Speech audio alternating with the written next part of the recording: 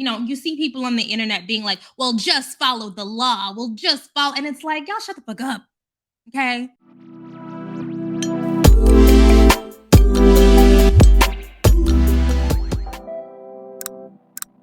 Okay, my next story is Brittney Griner. So when I was making the list, I actually made it before she pled guilty to possession, of cannabis. Brittney Griner pleads guilty in Russia drugs trial. Okay, her trial began last week, and this is from the AP. Jailed American basketball star Brittney Griner had pleaded guilty to drug possession and smuggling charges during her trial in Moscow. The reports quoted Griner as pleading guilty to the charges at Thursday's court hearing.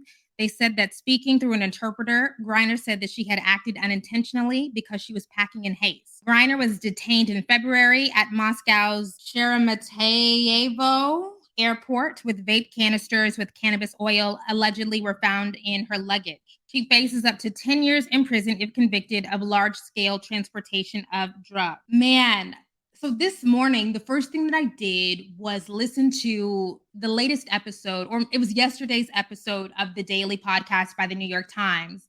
And it was all about the Brittney Griner case and some of the political implications of what's happening and kind of the maneuvering that appears to be happening behind the scenes regarding Brittney Griner. And honestly, it truly made me so sad. I get so sad thinking about how scared she must be. There's nobody for her to talk to. Everybody only speaks Russian. Being imprisoned is already scary. Being imprisoned in a country where you don't speak the language, scary.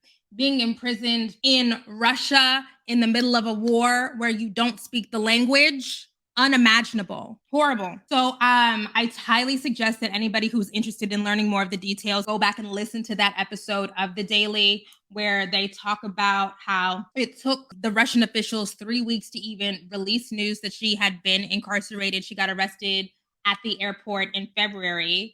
3 weeks later, they announced that she's detained. Her family, of course, knows she has a wife, she's married, knows that she's been detained because literally on the day that she gets detained, she's still texting her wife being like, oh, crap, something is happening. And, here's the push and pull of it, right? I saw where a basketball coach, maybe it was the coach of the Phoenix Mercury that she plays for, maybe it was some coach that said, if Brittney Griner were LeBron James, she would already be home. I'm not sure.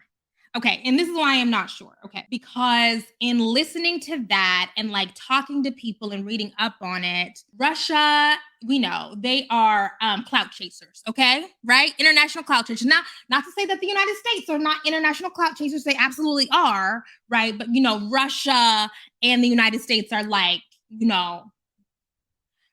And so it actually is in Russia's favor to have this become this big thing because then they have more leverage to get whatever they want from the United States. And that is why in the US, politicians and the diplomats were telling Brittney Griner's family, keep this on the low. We're working on it behind the scenes. We understand you're scared. She's scared, whatever, but we're trying to do this quietly so that this doesn't explode and so that Russia cannot increase their demands. And from listening to that New York Times podcast, one of the things was, trying to do a prisoner swap. So in exchange for, a Brittney Griner, Russia would want the United States to release, some huge drug, trafficker or something like that, right? Okay, but then it makes sense. Recently, Brittney Griner's wife has come out and gone to the media and been like, look, I've done what the politicians and what the diplomats and the administration officials have been telling me for all this time,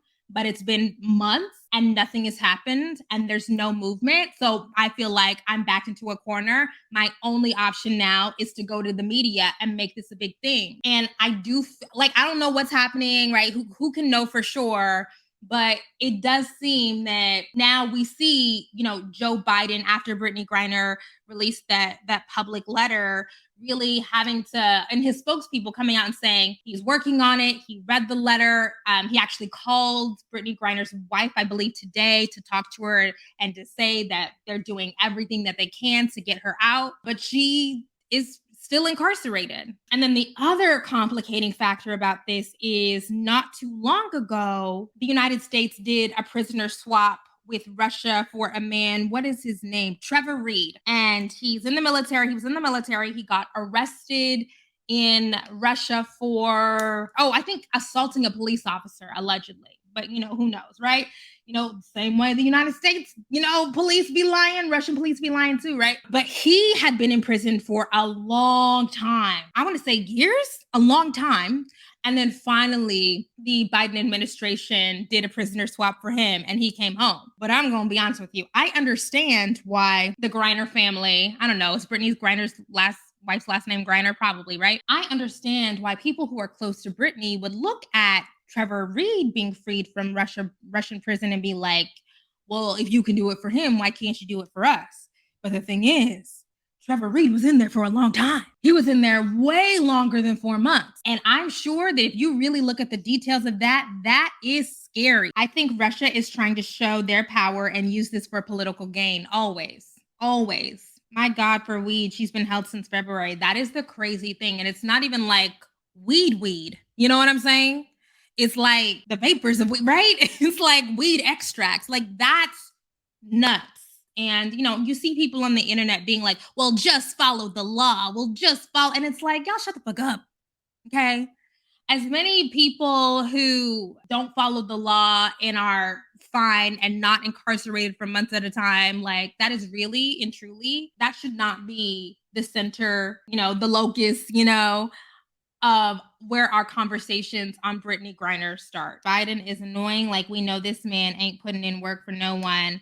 Honestly, the fact that I can understand Joe Biden not wanting to make it a big public thing. I actually think that I understand kind of the socio-political stuff around that. I don't think that I understand why he would wait until the very last minute. I mean, literally, like, why would you do that? That doesn't really make sense to me. And Brittney, in her letter was talking about how scared she is, how lonely she is, how, the first time she ever voted was for Joe Biden in 2020. And it's like, girl, wow, we was really committed to getting Joe Biden in office, weren't we? Wow, Joe Biden bringing out the first time voters. Like, oh my God.